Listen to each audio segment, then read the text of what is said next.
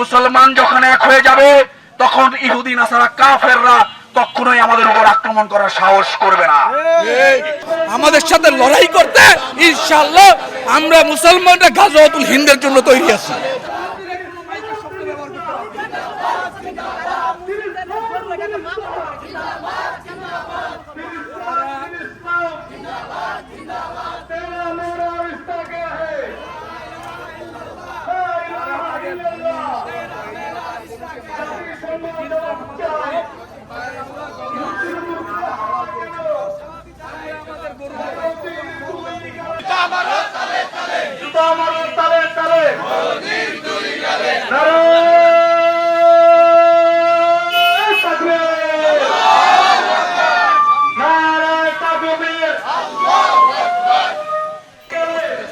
তারা যদি চায় আমাদের সাথে লড়াই করতে ইনশাআল্লাহ আমরা মুসলমানরা গাজওয়াতুল হিন্দের জন্য তৈরি আছি।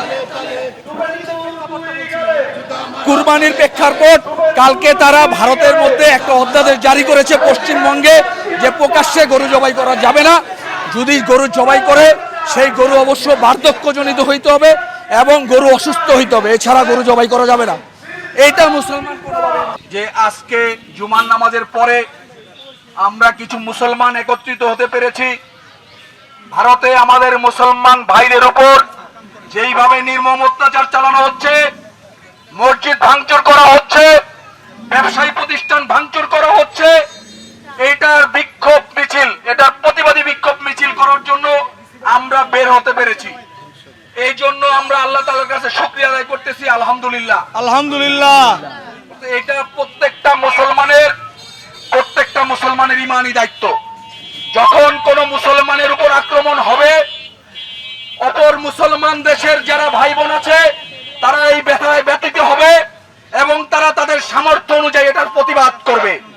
এটাই আল্লাহ তাআলার হুকুম, এটা আল্লাহর রাসূল সাল্লাল্লাহু আলাইহি সাল্লামের সুন্নাত। তো আমরা এই জন্য বের হয়েছি, আমরা আমাদের সামর্থ্য মতো প্রতিবাদ করেছি। ইনশাআল্লাহ সামনে যদি আরো কিছু করা সম্ভব হয় আমরা সেটাও করব। এই পর্যায়ে আমাদের সামনে সংক্ষিপ্ত কথা বলবেন আমাদের অত্র এলাকার দাওয়াতে তাবলীগের মুরব্বী হাফেজ আবু সাঈদ সাহেব। লক্ষ্য করেছি পশ্চিমবঙ্গের এক বিধায়ক শুভেন্দু অধিকারী নামে কুলাঙ্গারের কাছে আবেদন করেছে মুসলমান যেন মসজিদের মাইকে আজান দিতে না পারে। আমরা এটা তীব্র নিন্দা ও প্রতিবাদ জানাই। মুসলমান মসজিদের মাইকে আজান দিবে এবং 5 ওয়াক্ত নামাজ মসজিদে গিয়ে পড়বে ইনশাআল্লাহ। এখানে শুভেন্দু অধিকারী কসাই মোদির কোনো দাদাগিরি চলবে না। এটা আল্লাহ তাআলার হুকুম।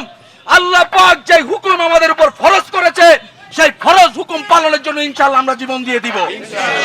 আমরা আরো দেখেছি কালকে তারা একটা অধ্যাদেশ জারি করেছে যে মুসলমানদের যে পবিত্র কুরবানি, পবিত্র ঈদুল আজহা তারা প্রকাশ্যে গরু জবাই করতে পারবে না। তারা শর্ত দিয়েছে যদি গরু জবাই করতেই হয় যেই সব গরু বার্ধক্যজনিত, মানে যেই সব গরু ইনভ্যালিড হয়ে গেছে, অসুস্থ, এই সব গরু তারা জবাই করতে পারবে। শুধু তাই না, যেসব গরু পঙ্গু হয়ে গেছে, হাত পা ভেঙে গেছে, এই সব গরু জবাই করতে পারবে। এই জবাই করার জন্য তারা বলেছে সার্টিফিকেট লাগবে। সার্টিফিকেট দেওয়ার পরে মুসলমানরা এই গরু জবাই করতে পারবে। এইটা কি তাদের বাপ দাদার ধর্ম? ইসলাম আল্লাহ পাকের মনোনীত ধর্ম। আল্লাহ পাক মুসলমানদের উপর কুরবানি ওয়াজিব করেছেন। যাদের উপর কুরবানি ওয়াজিব হয়েছে তারা ইনশাআল্লাহ প্রকাশ্যে এই গরু কুরবানি করবে। আমরা যখন প্রকাশ্যে গরু কুরবানি করব তখন ওই মূর্তি পূজকদের শরীরের মধ্যে আগুন ধরে যাবে ইনশাআল্লাহ। এই জন্য আমরা এগুলোর তোয়াক্কা করি না। শুধু তাই না, পশ্চিমবঙ্গের এই শুভেন্দু নামক কসাই মুখ্যমন্ত্রী হওয়ার আগ থেকেই সে প্রতিজ্ঞা করে আসছে যে মুসলমানদের উপর এক্সট্রিম রুলার চালাবে। সেইটার প্রমাণস্বরূপ আমরা দেখেছি গত কয়েকদিন যাবৎ আমাদের সীমান্তে বাঙালিদেরকে হত্যা করা হচ্ছে। শুধু তাই না, তাদের লাশ নিয়ে যায়, দীর্ঘদিন পরে বা দীর্ঘ সময় পরে লাশ ফেরত দেয়। আমরা এটার তীব্র নিন্দা ও প্রতিবাদ জানাই এবং সারা বিশ্বের মুসলমানদের কাছে আকুল আবেদন জানাই সারা পৃথিবীর সমস্ত মুসলমান এক হয়ে যাক। মুসলমান যখন এক হয়ে যাবে তখন ইহুদি নাসারা কাফেররা কখনোই আমাদের উপর আক্রমণ করার সাহস করবে না। শুধু তাই না, আমরা এ কথা বলতে চাই, আরে শুভেন্দু, আরে কসাই মোদি, তোমরা আমাদেরকে যেদিকে নিয়ে যেতে চাচ্ছ, আল্লাহ রাসূল সাল্লাল্লাহু আলাইহি সাল্লাম 1450 বছর আগে, 1450 বছর আগে আল্লাহ রাসূল আমাদেরকে ওইদিকে যাওয়ার কথা বলেছেন।